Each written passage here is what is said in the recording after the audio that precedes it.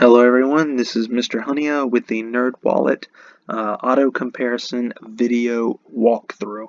So what we're going to do is utilize this video to get you a little familiar with the insurance comparison tool in Nerdwallet, and then let that set you up for success in completing this activity to the best of your ability and knowledge. So what we're going to do is first of all go to google.com, and in the search we're going to type Nerdwallet auto insurance.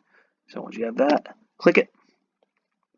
And just a quick note, if I move too quickly throughout this video, by all means stop it, pause it, and catch up, and then resume as you see fit.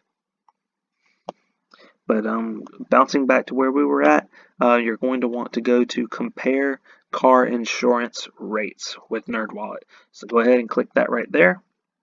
It's going to bring you to this site right here, the Nerdwallet auto insurance rates opportunity. So once you're here, I want to point out in here in the corner it says "Hi Josh." For those of you who do not know, Mr. Honeya's first name is Josh. So hi Josh. That is what it looks like for me because I have an account already. If you do not have an account, there will be a login or create account button. I want you all to take some time, pause this video, and create an account with Nerdwallet. It will make the process move a lot smoother towards the end. So go ahead, take some time right now, create that account, pause this video, and we'll resume and move along through the rest of the walkthrough. Alright, now that you've created your account and you're here, you're going to want to go down here to the zip code section with the where you basically plug in the zip code. For Rock Hill, they have several. For this activity, we're going to use the zip code 29733. Now, the first thing we're going to do that they want to ask is to tell us about the vehicle of the choice.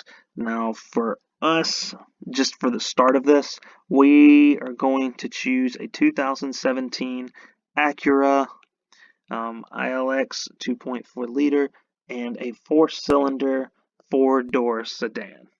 So those are going to be our choices of car for now. Eventually you will change the choice of the car throughout other sections. Do you want to own, lease, or finance this vehicle? We'll just say that we're going to finance it.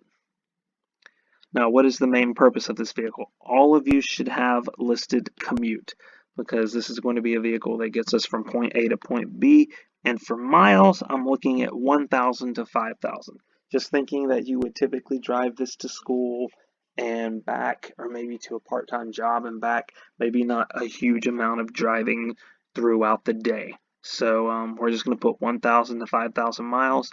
And does this vehicle have an anti-theft locking device? When you change up your vehicle, that would probably be a yes or a no, depending on the vehicle. You might want to research that, but since this is a newer vehicle, we'll just go ahead and say it's yes. Now, once we're here, this says tell us a bit about you. This is where it gets a little personalized. So for gender, you pick your gender, male or female, and then with date of birth. Now, I just want to go ahead and tell you, with the date of birth section, if you are not above the age of 16, I want you to put January 1st, 2001 as your birthday, because that would make you 16, i.e.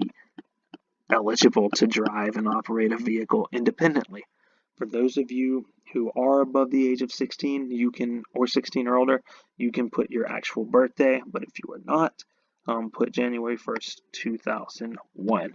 Now, the highest level of education completed, we'll just say this for a simple fact of it is let's just say y'all complete high school. We'll just make that easy. Y'all are in high school. We're feeling positive. All of y'all are going to graduate and do good things after high school. So, level of education, high school. Now, marital status. Essentially, you have a couple of options here. You have single, married, divorced, widow. Y'all will be classified as single for this activity. I know Facebook has stuff about being in a relationship or single, but for auto insurance, home insurance, a lot of government documents, it's all done based on if you are married, not necessarily if you're in a relationship with someone, boyfriend, girlfriend, that sort of thing. So you really want to focus on if you are not married or have never been married, you are classified as single. All right, so have you or your spouse ever served in the U.S. military? You're not married, so no. Now, do you own a home, townhouse, condo, or apartment? We're just going to go ahead and say no, and then we're going to select your credit tier. We're just going to put average for this one. Just, we don't want it too good, we don't want it too bad, we're just going to select it average. Now, would you pay the full year of a policy in advance for a discounted price? Basically, what this means is we can either pay a huge lump sum for the entire year of insurance, and it will be cheaper per month, but we'll have to pay the lump sum up front, or we can pay month by month by month by month. So what we are going to do is we're actually going to go with no, because we are going to pay month by month by month. So next we want to know, when would you like your policy to start? That will be starting November 1st, 2017. So starting tomorrow. And now we have your first driver insurance history. So we'll say you've never been insured, what age were you first licensed. So we'll say 16. For those of you who are above the age of 16 and you've been licensed later, you can put that there. In the past 3 years, have you had a moving violation or been in an at-fault accident? We'll say no. We're doing good, doing great. No, not at all. So then once you have that, you're going to click see your rates. And then once more, we're going to have a moment. They'll retrieve the rates. And then you'll see the least expensive brand, which we see as Geico, is $250 per month. And now we have Progressive, which is $858 per month. So in your chart, it says brand and the cheapest. So Geico is $250. And then Progressive is $858. So you will write those in your chart. Now, you want to remember these parts of the things that you've filled out. So I encourage you to write those down so that way you can constantly fill out the same thing over and over. So if you check that your birthday was on a certain day, you always want to write that down. If you check that you were licensed at 16, you always want to write that down when it comes to refilling this out, because what you're going to do is you're actually going to click start over, and you're going to go through the entire process again, changing little factors but keeping the rest of the stuff the same. The first one that we're going to do is switching out the car, and then you are going to use this car for the rest of the activity unless it states otherwise.